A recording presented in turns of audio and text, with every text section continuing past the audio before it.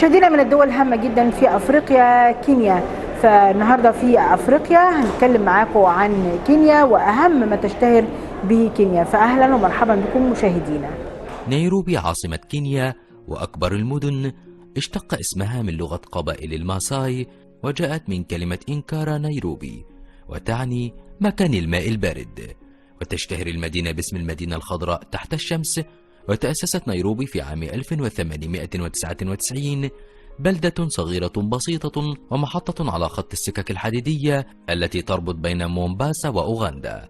ثم تسارع النمو في البلدة حتى أصبحت في عام 1907 عاصمة لمستعمرة شرق أفريقيا البريطانية، ثم في عام 1963 عاصمة لجمهورية كينيا الحرة. وفي الفترة الاستعمارية لكينيا كانت المدينة مركزا للبن والشاي.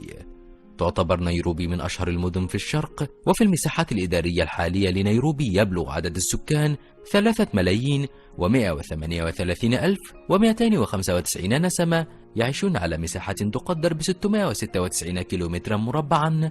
وحاليا فنيروبي تعد المدينة رقم 12 في ترتيب أكبر المدن في أفريقيا بما فيها سكان الضواحي. مشاهدينا الكرام، اهلا بكم في برنامج افريقيا. ومن خلال برنامج افريقيا معانا لقاء مع مستر جو أجير. ويلكم ان ايجيبت. جو أجير يعتبر المسؤول عن كينيا في المنظمة. I want to ask you about your invitation here in Egypt. How come you join here in this event? Right.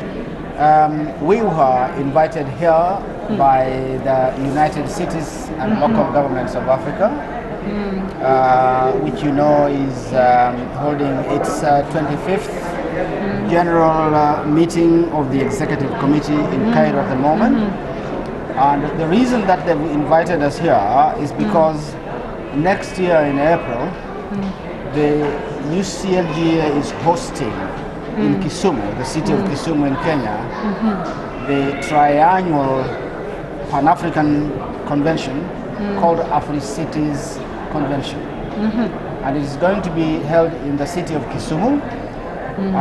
It's going to be the first time that the Afri-Cities Convention is held in a small city, what we call the intermediary cities. Previously, it's been always held in the major cities. I think Cairo has held it once before. The last one was in Marrakesh in Morocco. And so the one next year, which is the 9th edition, is going to be in Kisumu. In Kisumu. I see. Now, I am the Chief Executive Officer of the preparations for the Afri-Cities Convention in Kisumu next year. Yes. So that's why I have to be here. It's a big duty. It's a very big operation and a very responsible for position. So we are here to meet all the executive office of Afri-Cities, starting with the president of UCLG, the regional heads of Afri-Cities in the north, south, west, east and central Africa. So it's a very important meeting here. Okay. Now we are accompanied here by Kenya's own Minister for Devolution, the Honorable Eugene Wamalwa. But I'm also accompanied here or led here by the Governor of Kisumu himself, His Excellency Professor Peter Anyang-Nyong'o, who is the Governor of Kisumu, amongst other people. مسيو جو مستر جو بيقول ان هو تم ترشيحه من خلال وزير التنمية في كينيا، وان هو بيعتبر الشيب بتاع كوسومو. كوسومو دي مدينة من المدن في كينيا. الحقيقة هو موجود هنا لان ده يعتبر الاجتماع ال25 للاتحاد الافريقي. من ضمن التوصيات هو عمل انترفيو او عمل ايفنت زي اللي احنا فيها النهارده، هو تجمع المدن الافريقيه. هو مسؤول عن مدينه كوسومو، وبيقول ان الايفنت ده هيحصل السنه اللي فاتت في ميراكو في مراكش في المغرب، والسنه الجايه هيبقى في كوسومو في البلد بتاعته. فبالتالي هيكون عنده مهمه قويه جدا ان هو ازاي يعمل الايفنت ده في بلده السنه القادمه. I want to talk you about Kusumo. What's Kusumo famous for? Oh, famous. Kisumu. Yeah. Kisumu is a very interesting place because Kisumu actually sits at the geographical center, the epicenter of the East and Central Africa. In the middle. In the middle. Yes. If you drew a map, if you stood in Kisumu and you drew a map around the East and Central African countries, you'll find that geographically, actually, it is the center. Now, that means that it is central for all the business, commerce, investment, transportation, manufacturing in East and Central Africa. Now, at the moment, Kenya, the government of Kenya is building a standard gauge rail that's coming from Mombasa and going all the way to Port of Kisumu. That is about 800 kilometers. 800 kilometers. Now, if you are in Kisumu, there is also a lake port in Kisumu. And that means that goods can come from Mombasa by rail to Kisumu and then go by ship into all East and Central African countries. Uganda, DRC Congo, Tanzania, Burundi, Rwanda, Sudan, and Kenya itself. So Kisumu is going to be the place to invest in the near future and into the long future. Now, we are also building in Kisumu a dry port so that goods can come from all over the world destined for East and Central Africa and they will be cleared in Kisumu. Kisumu, you make a dry port? Dry port. Yes. Yes, it was a dry port. So we're going to build customs warehouses there. International immigration is going to come to there. And currently the port of Kisumu is being revamped. Ships are being put on the lake. Already they are there. In fact, there's a lot of oil which is being transported from Kenya into Uganda by ship. And that is saving a lot of costs in business and so on and so forth. So for the entire world, the new investment in all manner of industries is going to have to be in Kisumu. So AfriCities being in Kisumu next year is going to be able to help people see just how important Kisumu is for world trade and for development in East and Central Africa. Yes. الحقيقة هو بيتكلم عن كسومو اللي عندها موقع استراتيجي قوي جدا، فهي في السنتر حتى بيبعد عن الغرب. لو مثلا في الشرق حد هيوصل لغاية كسومو هم 800 كيلو متر، فهي بتعتبر في السنتر لأفريقيا. ده بيخلي ان احنا عندنا انفستمنت، عندهم استثمارات قويه جدا، استثمارات في اوغندا، في اورجواي، في السودان. كل المناطق دي ممكن انها تستثمر في كسومو لان موقعها استراتيجي يعتبر في قلب افريقيا. ده بالاضافه ان هيعملوا ميناء جاف وده مهم جدا. ميناء الجاف ده هيساعد لنقل كميه كبيره جدا من الاويل، زيت البترول، من الغرب ومن الشرق لكسومو. تقع جمهورية كينيا في القسم الشرقي من القارة الأفريقية، تمر من دائرة الاستواء، المحيط الهندي يحدها من الشرق، وأوغندا من الغرب، وجمهورية تنزانيا من الجنوب، وأثيوبيا والسودان من الشمال، والصومال من الشمال الشرقي. تبلغ مساحة كينيا 580,367 كيلومترا، وتبدأ أراضيها بمستنقعات ساحلية تنمو بها غابات المانغروف، يليها سهل ساحلي يمتد بطول البلاد من الشمال إلى الجنوب، وتنتشر التكوينات المرجانية قرب الساحل.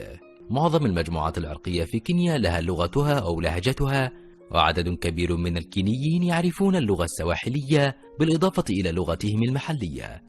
وتستخدم اللغة السواحلية وهي اللغة القومية في كينيا في التفاهم بين السكان من المجموعات العرقية المختلفة. كما يعرف الكثير من الكينيين المتعلمين اللغة الإنجليزية وهي اللغة الرسمية في البلاد بجانب اللغة السواحلية. Mr. Joe, I want to ask you about problems in investment in Kenya in total or in Africa, if you want to talk here. There are many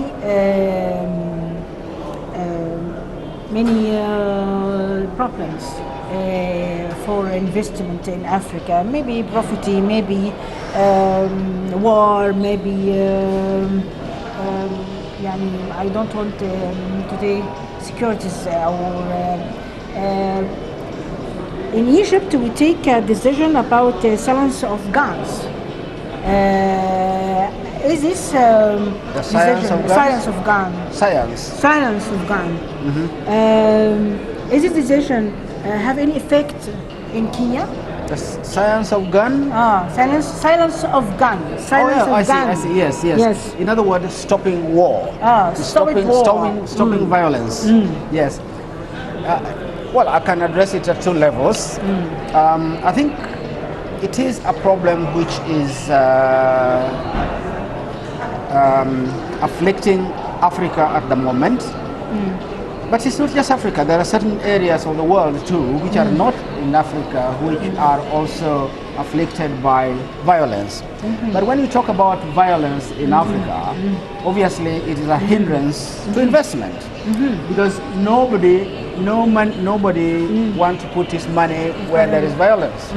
Because violence means one, you can lose your money, Yes. and you can lose your life as well. Yes. So that is a big problem that Africa needs to address itself to. But let me use the example of Afri-Cities. Afri-Cities is an idea about enabling people at the local level. Yes. At the devolved government level, at the counties level. Now, when you enable people at the counties level, at the local level, and they're able to make a living, there are less chances of people going violent. In other words, if you distribute resources so people are able to make a living, it is known that they are less likely to be drawn into violence. So in that respect, the contribution of Afri-Cities itself towards reducing violence lies in its ability to make people be able to invest, create business, and make a living for themselves. Yes. So it is a very important contribution that I think the people who started Afri-Cities saw, and it's something that we must support. So in that respect, I think we are making a very important contribution. Now, when you talk about other impediments to investment. مستر جو بيقول ان احنا عندنا مشاكل كبيره جدا في افريقيا بالنسبه كمعوقات للاستثمار. اولها الفيولنس اللي هو العنف الموجود ده طبعا بشكل طبيعي ممكن بيخلي الانسان يفقد راس ماله او يفقد حياته، فبالتالي ما فيش حد بيجي متخوف ويضع راس ماله في اي مشروع طالما في بلد فيها عنف. ده بالاضافه ان احنا عندنا الكوميونتي، ما عندناش اتحاد زي اوروبا. هو ضرب المثل باوروبا، الاتحاد الاوروبي بيخلي التنقل بين الدول الاوروبيه سهل، لكن التنقل بين الدول الافريقيه مشكله، من شمال لجنوب افريقيا او الغرب او الشرق بيبقى صعب جدا بدون اوراق وبدون يعني مشكله، فطبعا ده بيخلي الانفستمنت قليل. ده بالاضافه ان الكهرباء برضو فيها مشكله، السكك الحديديه، الطرق، اشياء كتيره جدا من المدخلات بتاعه الانفستمنت دي برضو موجوده مشكله. طبعا البنيه التحتيه دي موجوده في افريقيا بشكل كبير، دي ممكن تمنع الاستثمار. بس هو اعجب جدا بالراي المصري والكلام الجانب الحكومه المصري عن طريق القاهره كيب تاون. القاهره كيب تاون ده هيكون الحقيقه طريق هايل جدا وهيخلي التنقل بشكل سهل جدا. تحتوي كينيا على العديد من المناطق السياحية الجذابة والأماكن الخلابة، نذكر منها ما يلي: محمية ماساي مارا الوطنية. تعد محمية ماساي مارا الوطنية أحد الوجهات السياحية الشهيرة التي تضم تنوعا كبيرا من الحياة البرية بما فيها الأسود والفهود والتماسيح، وتعد من المواقع الرئيسية للهجرة البرية. حديقة أمبوسيل الوطنية.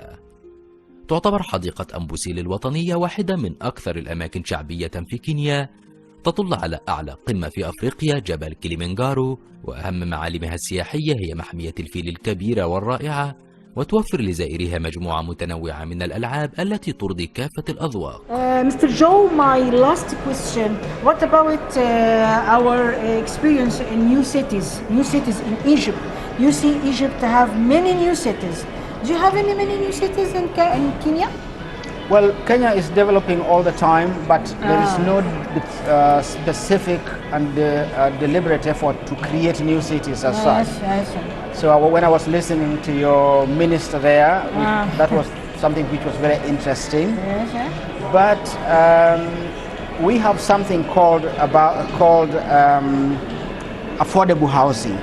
Affordable housing? Affordable housing. Affordable housing. Affordable housing is initiated by our president, and it's a program which is being launched all over the country in each city.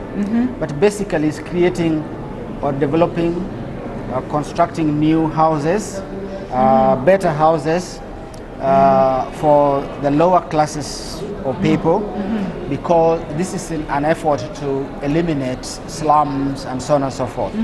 But it's creating affordable housing for people who are not previously able to afford, but within the existing settlements.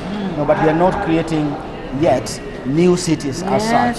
So the idea of new cities, which I heard your minister talk about there, is quite an interesting one, and I think something that perhaps other African nations need to learn from and see if they can customize to their own situations. Yes. Mr. جو بيقول احنا ما عندناش مدن جديدة بالمعنى المعروف هنا في مصر. احنا عندنا بيوت لمستويات الناس اللي مش قادرة تعيش في بيوت يعني آدمية، بنعمل لها بيوت ولكن داخل نفس المدينة. لكن مفهوم النيو سيتي زي ما اتكلم وزير التنمية المحلية هنا في مصر، لا مش عندنا المفهوم ده، لكن دي حاجة مشوقة جدا، وانا استمعت لموضوع المدن الجديدة ده بشكل هايل جدا.